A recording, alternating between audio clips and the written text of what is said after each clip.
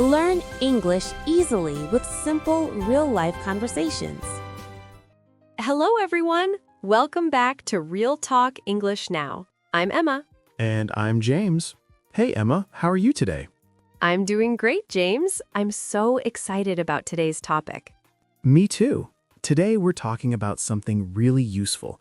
We're talking about your phone. That's right. Your phone can help you learn English every single day. Yes, today's topic is called My New English Phone. We're going to show you how to use technology to learn English. Before we start, please remember to like this podcast and subscribe to Real Talk English Now. Yes, please subscribe. When you subscribe, you don't miss any episodes. And we make new episodes every week. Okay, James, are you ready to talk about phones and English learning? Absolutely. Let's do this. So, James, let me ask you a question. What language is your phone in?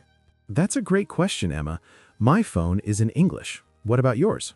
Mine is in English too. And you know what? This is tip number 1 for our listeners. Yes. Tip number 1, change your phone language to English. Let's say that again slowly. Change your phone language to English. This is so important. When your phone is in English, you see English words all day long. Exactly. You see words like settings, messages, photos, and camera. These are everyday words. You use them many times every day. Let me give you an example. Every morning, I look at my phone. I see the word alarm. I turn off my alarm. Good example. So you're learning the word alarm naturally. You're not studying, you're just using your phone. That's right. Now let's talk about how to change your phone settings. Okay, listeners, follow these simple steps. First, open your phone. Next, find the Settings app. It usually looks like a gear or a wheel. Then, look for language. Sometimes it says language and region. Click on Language, then choose English. And that's it. Your phone is now in English. Easy, right? Very easy. Now, I want to talk about one more thing. Some people worry about this change. What do they worry about, Emma? They worry that they won't understand their phone anymore. They think, oh no, everything is in English now. That's a normal worry, but here's the good news. You already know your phone. Exactly. You know where everything is. You know where your messages are. You know where your photos are. So when you change to English, you're just learning the English names for things you already use. Perfect explanation, James. Okay, let's repeat our first tip together. Both. Tip number 1, change your phone language to English. Good job, everyone. You're doing great. Okay, James, let's talk about apps. What English learning apps do you have on your phone? I have a few. I have a dictionary app, I have a podcast app, and I have a news app. Those are excellent choices. Let's talk about each one. Yes. First, let's talk about dictionary apps. A dictionary app is so useful. When you see a new word, you can look it up immediately. That's right. Look up means to search for something, to find information about something.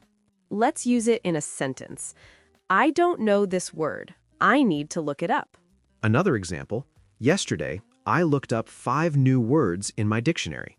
Great example. So, tip number 2, download a good English dictionary app. Some good dictionary apps are free. You don't need to pay money. That's true. Many good apps are free, so there's no excuse not to download one. That's right, Emma. No excuses. Okay, next topic, podcast apps. Oh, this is important. You're listening to a podcast right now. Yes, and podcasts are amazing for learning English. You can listen while you walk, while you cook, or while you clean your house. Exactly. You can practice English while doing other things. Let me share a personal story. I learned English by listening to podcasts every day. Really? That's interesting. How did you do it? Every morning, I listen to a simple English podcast, just 10 or 15 minutes. And did it help you? Yes, after 6 months, my listening improved so much. I could understand more words, I could understand faster speech. That's amazing. So tip number 3, listen to English podcasts every day. Even just 10 minutes helps. Short practice every day is better than long practice once a week. I agree completely. Consistency is the key. Consistency means doing something regularly, doing something again and again. Right. So be consistent. Listen to podcasts every day. Now, let's talk about news apps. James, why are news apps good for learning English? Great question. News apps give you fresh content every day. The topics are always new. And news apps have different levels. Some have simple English, some have advanced English. Yes, for beginners, I recommend simple English news apps. Can you give an example, James?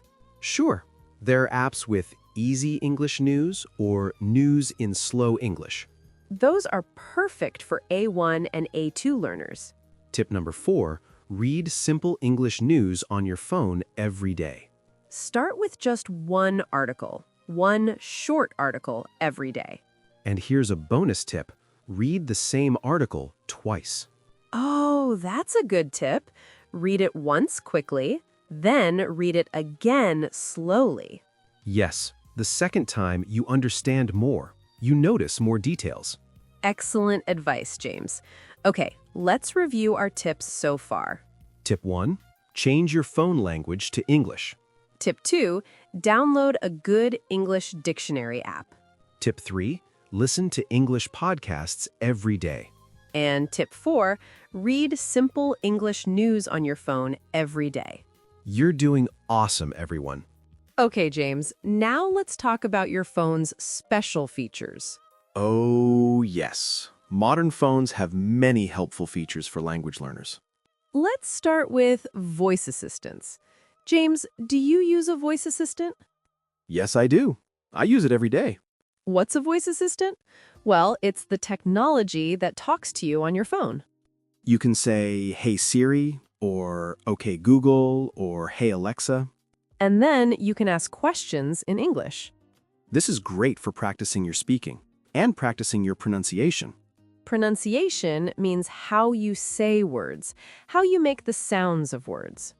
Right. So, tip number 5, practice speaking English with your phone's voice assistant. Let me give you some examples. You can say, "What time is it?" Or you can say, "What's the weather today?" Or, "Set an alarm for 7 a.m."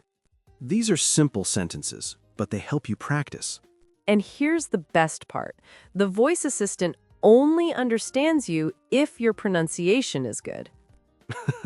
That's true. So it's good practice. If the assistant doesn't understand you, try again. Say the words more clearly. Don't give up. Keep practicing. Your pronunciation will improve. Okay, next feature. Let's talk about subtitles. Oh, subtitles are wonderful. Do you watch videos on your phone, Emma? Yes, I watch videos all the time. YouTube videos, Netflix, everything. Me too. And I always turn on English subtitles. What are subtitles? They are the words that appear on the screen while you watch. They show you what people are saying. You can read while you listen. This helps so much. You can hear the words and see the words at the same time. Exactly. So, tip number 6, always watch videos with English subtitles. Not subtitles in your language, English subtitles. Right. This is important. Use English subtitles, not your native language. Why? Because when you read English and hear English together, you learn faster.